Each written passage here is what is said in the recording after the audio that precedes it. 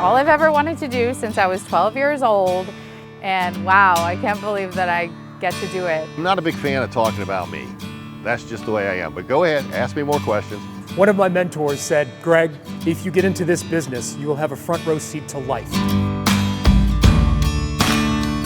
It's very humbling when people trust you to tell their story. But I think when people understand that you're actually listening and that you actually care, they're more than willing to share their story. The first is always thank you for listening.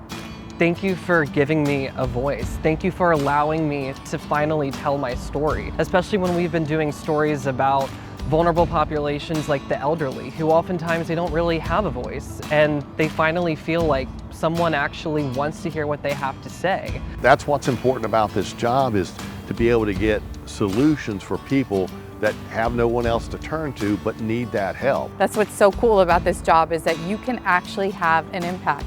You can affect change, you can impact people's lives.